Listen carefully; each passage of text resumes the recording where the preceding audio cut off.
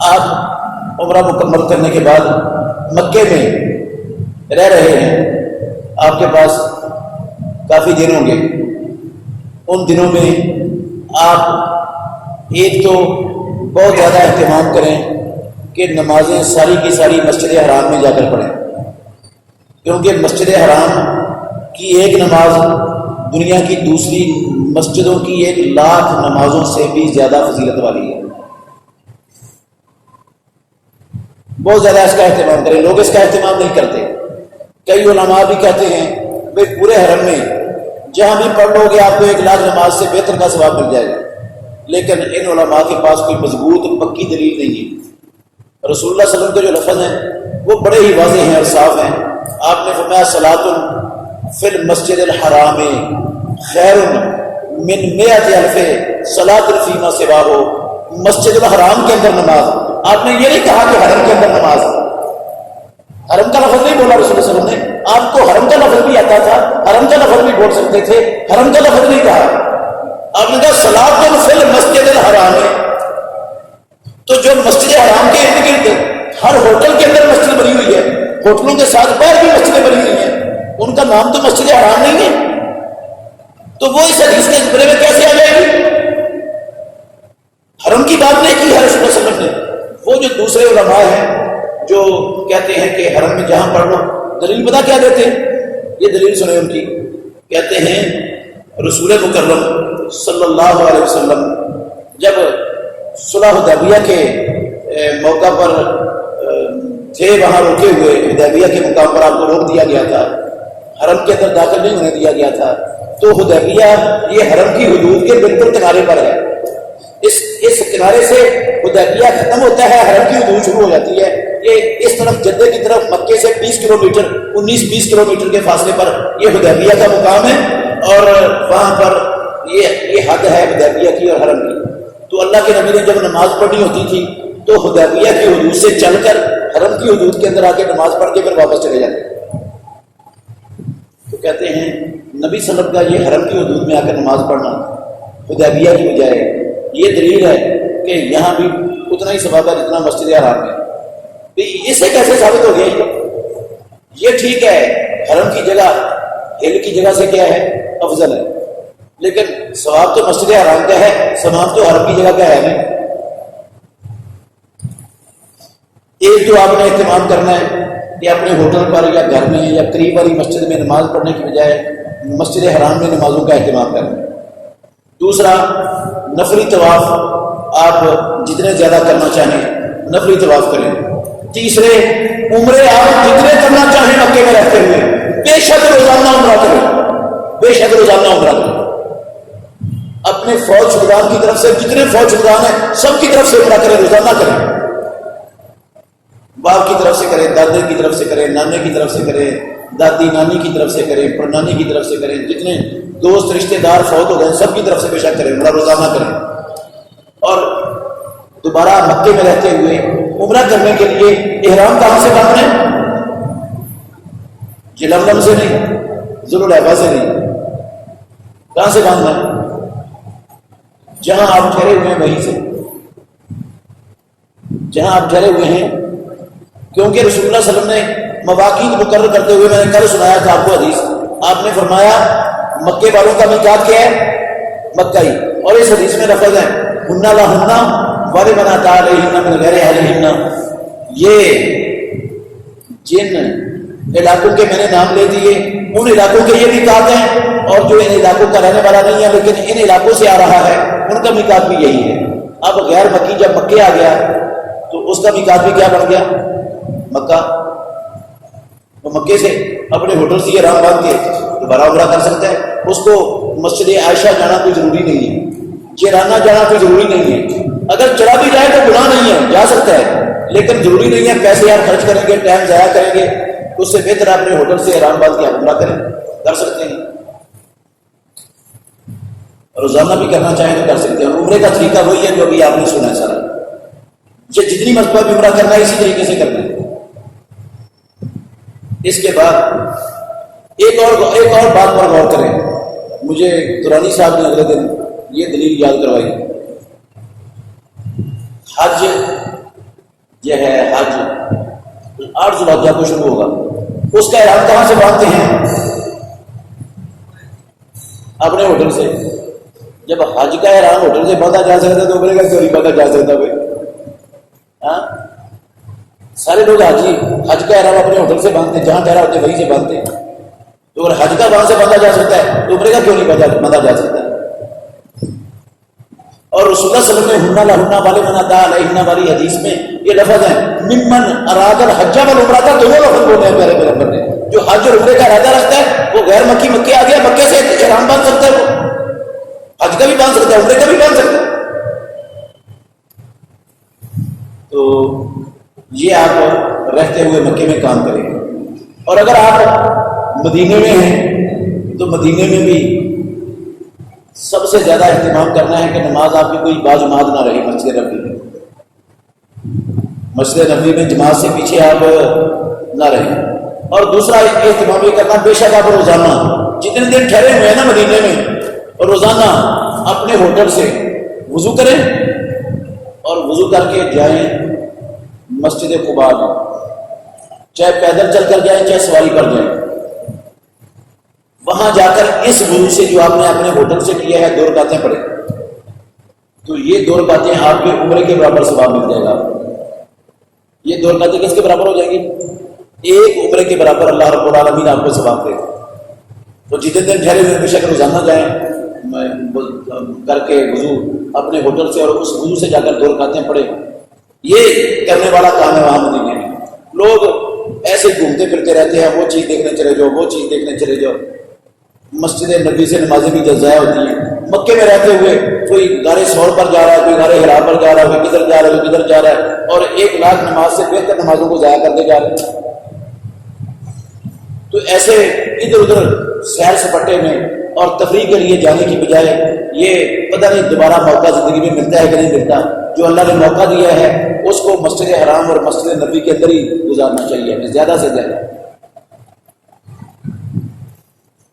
تو یہ فرض وقت کے حوالے سے میں نے آپ کو بتا دی چیزیں. آگے ہے 8 ذوالحجہ. جب 8 ذوالحجہ کا دن چڑھ جائے گا تو آپ اپنے ہوٹل سے احرام باندھیں گے جہاں آپ ٹھہرے ہوئے ہیں. اور احرام باندھنے کا 100% وہی طریقہ ہے جو عمرے کے احرام کے لیے میں نے آپ کو بتایا. پہلے غسل کرنا مستحب ہے، مرد کے لیے بھی اور عورت کے لیے بھی. اگر عورت ایام میں ہے تو تب بھی اس کے لیے غسل کرنا افضل ہے، مستحب ہے. وہ غسل کر کے اپنے کپڑے عورت پہن لے گی، مرد چادریں پہن لے گا. اور مرد کو چادریں پہننے سے پہلے اپنے جسم کو خوشبو لگانا بھی مستحب ہے. اور اس احرام کی بھی کوئی نماز، جس طرح عمرے کے احرام کی کوئی نماز نہیں، حج کے احرام کی بھی کوئی نماز نہیں ہے، کوئی چیز نہیں ہے. بس آپ نے چادریں پہن لی اور اپنے ہوٹل سے ہی یہ کہہ دیا لبیک اللہم حجن، لبیک اللہم حجن، اور یہ کہہ کر آپ نے تلبیہ شروع کر دینا لبیک اللہم لبیک لبیک لا شریک لک لبیک ان الحمد والنعمت لک والملک لا شریک لک. یہ تلبیہ آپ نے 8 سے اپنے ہوٹل سے شروع کرنا ہے اور 10 ذوالحجہ تک جب 10 ذوالحجہ کو بڑے جمرے کو کنکریاں مارنی ہیں اس وقت تک جاری رکھنا ہے. 8 سے لے کر 10 ذوالحجہ تک کنکریاں مارنے تک جاری رکھنا ہے. جب آپ کنکریاں شروع کریں گے نا اس وقت تلبیہ ختم کر دینا. تو تلبیہ کہتے ہوئے آپ منا جائیں گے. منا میں یہ 8 ذوالحجہ کے کام ہے. سب سے پہلا کام کیا 8 ذوالحجہ کا 5 دن ہے ذوالحج کے، ایک دن کے حساب سے یاد کرنے بھی آپ کو سارا کچھ یاد ہو جائے گا. پہلا دن ہے 8 ذوالحجہ. پہلے دن کا ایک کام یہ ہے کہ آپ نے اپنے ہوٹل سے احرام باندھنا ہے. دوسرا کام یہ ہے کہ آپ نے منا پہنچنا ہے زور سے پہلے اور وہاں چاروں نمازیں جا کر 8 ذوالحجہ کی منا میں ادا کرنی ہے، ظہر عصر مغرب اور عشاء. اور اپنے اپنے ٹائم پر پڑھنی ہے اور قصر پڑھنی ہے، اپنے اپنے ٹائم پر پڑھنی ہے نمازیں. اور ایک بات یاد رکھ لیں، یہ جو حج کے دن ہے نا، یہ مناسک حج کے دوران منا میں، عرفات میں مزدلفے میں پھر مینا میں ساری کی ساری نمازیں کثر ہے، ساری کی ساری نمازیں کثر ہے، حتیٰ کہ مکے والوں کے لیے بھی کیا ہے؟ کثر ہے۔ جو مینا میں جن کے گھر ہیں ان کے لیے بھی یہاں پر کثر ہے۔ یہ کثر نماز مناسک کے حج کا حصہ ہے مناسک کے اندر، یہ صرف مسافر کی بات نہیں ہے، ہر بندہ ہی کثر کرے گا۔ یہاں پر 5 دن یہ نمازیں کثر ہوں گی مناسک کے دوران۔ تو پھر آپ سو جائیں، آرام کریں عشاء کی نماز پڑھ کر۔ اچھا ایک بات یاد رکھیے، آپ لوگ چونکہ آزاد نہیں ہوں گے، معلمین کے ساتھ ہوں گے، اور معلمین آپ کو یہ 8 ذو الحجہ کی رات کو ہی عشاء کے بعد ہی آپ کے ہوٹل سے اٹھا کر مینا میں پہنچانا شروع کر دیں گے۔ جانا تو سنت تو یہ ہے نا، بندہ سورج نکلنے کے بعد جائے، لیکن یہ کیا کریں گے؟ آپ کو رات کو اٹھا لیں گے۔ یہ ان کی مجبوری ہے، ان کی کیا ہے؟ کیونکہ مجمع بہت بڑا ہوتا ہے، اور یک وقت صبح کو سورج نکلنے کے بعد چلے تو سارے راستے بلاک ہو جائیں گے، کوئی بھی جلدی کیے پہنچ نہیں سکے گا۔ تو اس مجبوری کی بنا پر انہوں نے یہ ایک رستہ نکالا ہوا ہے علماء سے اجازت لے کر، وہ رات کو ہی اپنے مینا کے اندر ان کو خیموں میں جا کر پہنچا دیتے ہیں۔ تو اگر آپ کے معلمین آپ کو رات کو مجبور کریں جانے پر، تو رات ہی آپ نے صبح کا انتظار نہیں کرنا، پھر 8 ذو الحجہ کی صبح کا، رات کو جب آپ نے چلنے لگنا ہے نا یہاں سے، اسی وقت احرام کی چادریں پہن لیں، اسی وقت احرام کی چادریں۔ اگر آپ کے ساتھ خواتین ہیں تو پھر تو آپ ان کے ساتھ جائیں، رسک نہ لیں، لیکن اگر آپ کے ساتھ خواتین نہیں ہیں، آپ بوڑھے بھی نہیں ہیں، تو پھر آپ بہتر افضل یہ ہے کہ ان کے ساتھ نہ جائیں، ان کو کہہ بھی میں نہیں جاؤں گا، میں تو صبح ہی جاؤں گا۔ لیکن اگر خواتین ہیں پھر رسک نہیں لینا، پھر ان کے ساتھ چلے جائیں، اور اس سے آپ کے حج میں انشاءاللہ فرق نہیں پڑے گا، کیونکہ یہ آپ نے خوشی سے نہیں کیا، یہ مجبوری سے ہو رہا، اور جو چیز مجبوری سے ہو اللہ اس پر پکڑ نہیں کرتا ہے۔ تو رات کو آپ سو جائیں، اگر اللہ توفیق دیتا ہے تو تہجد کی نماز پڑھیں، اٹھ کر فجر کی نماز پڑھیں۔ یہ 9 تاریخ شروع ہو گئی، 8 ختم ہو گئی، 8 کے 2 ہی کام ہیں، احرام باندھنا، مینا جا کر 4 رکعتیں 4 نمازیں مینا میں قصر پڑھنا، بس یہ 8 تاریخ کے 2 کام ہیں، بھولے گے تو نہیں نا۔ 9 تاریخ شروع ہو گئی، 9 تاریخ کو آپ نے فجر کی نماز مینا میں پڑھ لی، اور سورج نکلنے کا انتظار کرنا ہے۔ سورج نکلنے کے بعد آپ نے عرفات کی طرف چل دینا۔ وہ دیکھیں مینا سے سورج لائن جا رہی ہے عرفات کی طرف، تو آپ نے یہ مکے سے مینا کا جو فاصلہ ہے یہ تقریباً 3.5 کلومیٹر ہے،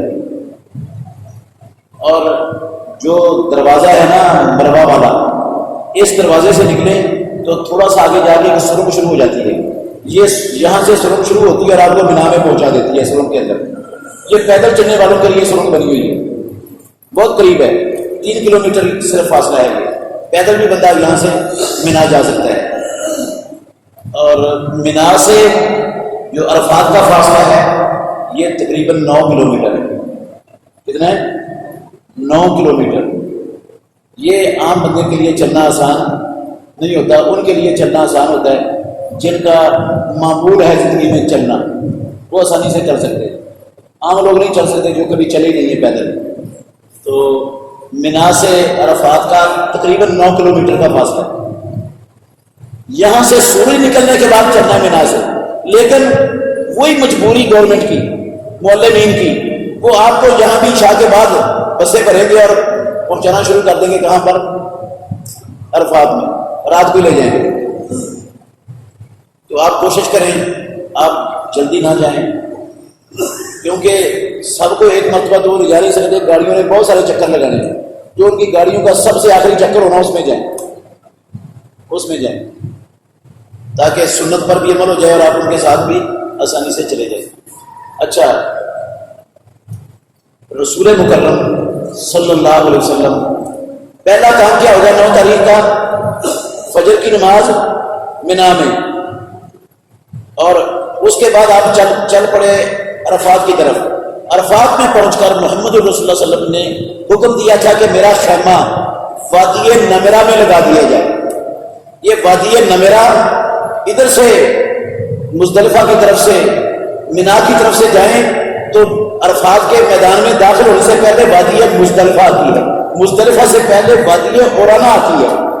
تو اس رسول اللہ صلی اللہ علیہ وسلم نے حکم دیا تھا کہ میرا خیمہ وہاں پر لگا دیا جائے وادی نمرہ میں.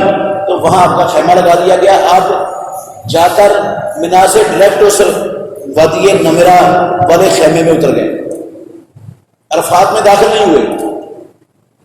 جب ظہر کا ٹائم ہو گیا، زوال کا ٹائم ہو گیا، تو وہاں پر آپ نے حج کا خطبہ ارشاد فرمایا. وادی نمرہ میں حج کا خطبہ ارشاد فرمایا. پھر اذان ہوئی اور دو اقامتوں کے ساتھ ظہر اور عصر کی دو رکعتیں اکٹھی پڑھی گئی. ظہر عصر اکٹھی. وہاں پر بہت سے لوگ، اکثریت ہمارے پاک و ہند سے جانے والے، وہ دو نمازیں اکٹھی نہیں کرتے، نہ قصر پڑھتے ہیں، اپنے ٹائم پر پڑھتے ہیں اور پوری نمازیں پڑھتے ہیں. 100% سنت کے خلاف کام کرتے ہیں، حدیث کے خلاف ہے. رسول اللہ صلی اللہ علیہ وسلم نے اذان کروائی، پھر اقامت ہوئی، 2 رکعتیں ظہر کی پڑھائی، پھر دوبارہ اقامت ہوئی اور 2 رکعتیں ساتھ ہی عصر کی پڑھا دی. یہ سارا کام آپ نے کہاں کیا؟ وادی نمرہ میں. یہاں سے نمازوں سے فارغ ہو کر پھر محمد رسول اللہ صلی اللہ علیہ وسلم میدان عرفات کے اندر داخل ہوئے، پھر میدان عرفات میں داخل ہوئے. اگر کسی کے لیے نبی کے اس طریقے پر چلنا ممکن ہو، خواتین اس کے ساتھ نہ ہو، بوڑھا نہ ہو، تو وہ ایسا کر لے تو افضل ہے، اللہ کے نبی کے طریقے پر ہو جائے گا. لیکن اگر نہیں ہوتا تو پریشانی ہونا کوئی مسئلہ نہیں ہے. آپ کے حج کے اجر میں انشاءاللہ کمی نہیں آئے گی. آپ کا معلم اس کی گاڑی جہاں جس خیمے میں آپ کو جا کر اتارتی ہے وہاں اتر سکتے ہیں، وہاں اتر سکتے ہیں. تو یہ جو ہے نا 9 تاریخ خطبہ ہو گیا. خطبہ بہت سارے لوگ ان کو سنائی نہیں دیتا، ان کو سنائی، اور خطبہ سننا یہ ضروری بھی نہیں. جو مسجد نمرہ کے اندر ہوتے ہیں ان کو خطبہ سن جاتا ہے، جو دور ہوتے ہیں ان کو سنائی نہیں دیتا بالکل خطبہ.